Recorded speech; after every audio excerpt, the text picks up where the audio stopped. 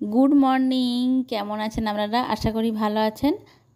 আমরাও বেশ ভালো আছি। আর এটা হচ্ছে গণেশ পুজোর দিনের ভিডিও।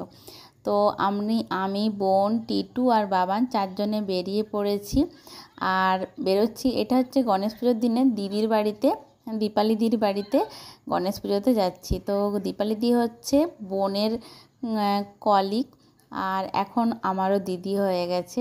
আর সম্পর্কটা এমন জায়গায় পৌঁছে গেছে যে দিদি ছাড়া আর অন্য কোনো কিছু বলাই যায় না। তো নিজের দিদি মনে হয় সব সময়, এরকম কখনোই মনে হয় না যে উনি হচ্ছে বোনের কলিগ।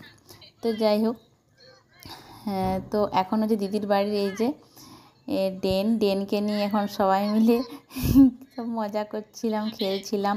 আর এইদিকে টিটু আবার বিস্কুট নিয়ে খুব খেলাধুলা করছে, খাচ্ছে, বিস্কুটকে নিয়ে বলের মতন খেলছিল। তো তখন আমি একটু ভিডিও করে নিচ্ছিলাম আর সবাই মিলে খুব আড্ডা দিচ্ছিলাম। আর এটা কিন্তু সন্ধ্যার দিকে, আর আমরা কিন্তু গিয়েছিলাম ওখানে সকালের দিকে, আর দুপুরবেলা গিয়ে ওখানে লাঞ্চ করেছিলাম। আর এটা সন্ধ্যার ভিডিও। আর ওখানে গিয়ে বেশ একটু ব্যস্ত হয়ে গেছিলাম, তো তারপর আর সেরকমভাবে ভিডিও করা হয়নি। আর এখন বসে আছি। আর আজকে বেশ অনেকটা গরম ছিল, যেহেতু এই রুমটাতে এসি চলছিল, তো সেই জন্য এই রুমের মধ্যেই ছিলাম। আর এটা হচ্ছে দিদির ঠাকুর ঘর।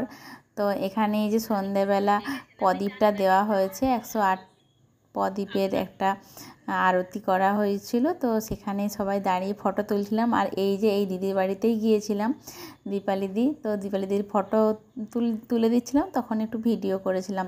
আর এটা হচ্ছে দিদির বাড়ির অ্যাকোরিয়াম। এখানে হচ্ছে টিটু যে খেলছিল, খুব মজা পাচ্ছিল।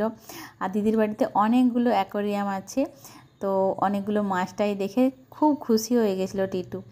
আর পুরো বাড়িতে ডেকোরেশন করেছে দিদি নিজে হাতে। আর দিদির 2 ছেলে আছে, ওই ছেলেরাও অনেক হেল্প করে দিয়েছে। আর দিদি খুব সুন্দর ঘর সাজাতে ভালোবাসে, খুব সুন্দর করে পুরো বাড়িটা এত সুন্দর করে ডেকোরেশন করেছিল, সেটা দেখার মতন, খুব সুন্দর। আর টিটু তো খুব মজা পাচ্ছিল, খুব আনন্দ করছিল। আর সত্যি কথা বলতে বাচ্চারা যখন বাড়ির বাইরে যায় না, তখন খুব আনন্দে থাকে।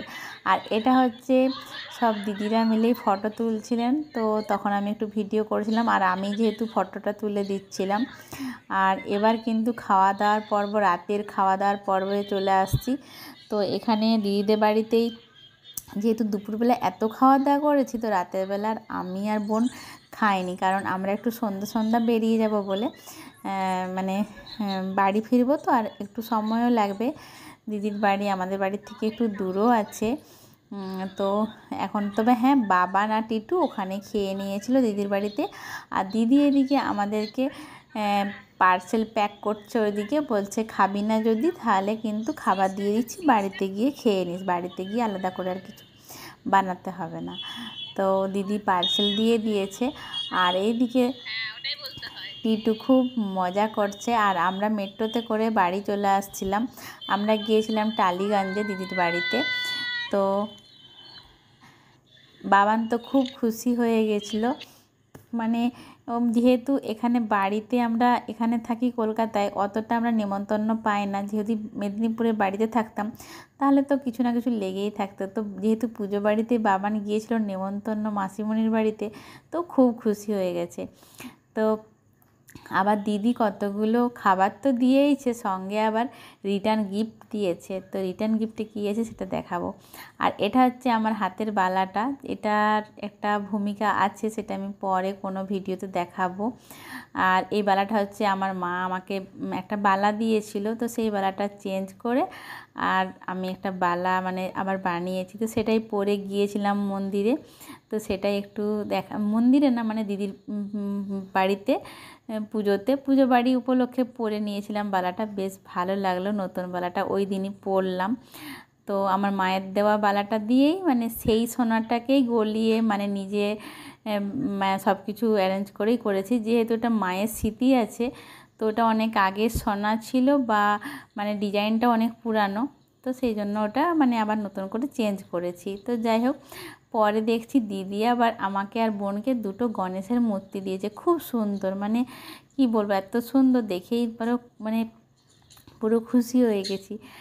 তো তো বেশ ভালো লাগছিল। তো সেই গিফটগুলো এখন বের করছিলাম। তার আগে আমি মানে এত গরম ছিল, সকাল থেকে যেহেতু শাড়ি টাড়ি পরেছিলাম, এসে আগে ফ্রেশ ট্রেশ হলাম, স্নান টান করে টোরে নিয়ে ঘরের ঠাকুরকে একটু ধূপ টুপ দিলাম, দিয়ে আর দিদির সব গিফট দেখছি। এখন দিদি আমাকে বোনকে দুজনকে দুটো গণেশ দিয়েছে, তো সেগুলো এখন বের করছিলাম। তারপর রাতের খাবারও দিয়ে দিয়েছিল অনেক করে, যাতে বাড়িতে এসে আমরা খেয়ে নিতে পারি আর নতুন করে কিছু খাবার টাবার না বানাতে হয়। আর এই যে গণেশ বাবাজিরা বসে আছে কোলে কোলবালিশ নিয়ে। আর এখন এই যে খাবার দিয়েছে সেগুলোই বের করছি, কারণ প্রচণ্ড গরম ছিল আর একটু টায়ার্ডও হয়ে গিয়েছিলাম। তো অনেক সকাল সকাল সারাদিন ওখানে ছিলাম, খুব মজা করেছি, আনন্দ করেছি।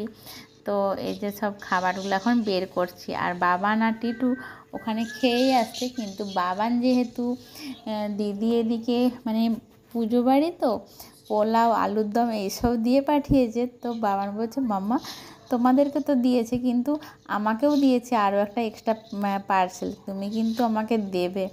তো দিদি যদি আলাদা করে আর এক্সট্রা পার্সেল নাও দিত, তবুও তো বাবানকে দিতাম, তাই না? কিন্তু ওর এত পছন্দ হয়েছে খাবারগুলো, মানে কি বলবো, ও আবার আমাদের সঙ্গে বসে একটু করে মামামের সঙ্গে বসে খেয়ে নিল।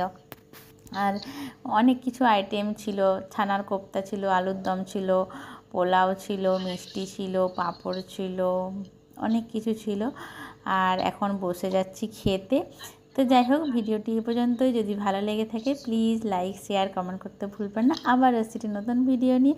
ততক্ষণ আপনারা সুস্থ থাকুন, ভালো থাকুন, সাবধানে থাকুন। Bye bye, good night. আর আমরা এখন খেয়ে টেয়ে নিয়ে একটা লম্বা চম্বা ঘুম দেব। তো বাই বাই।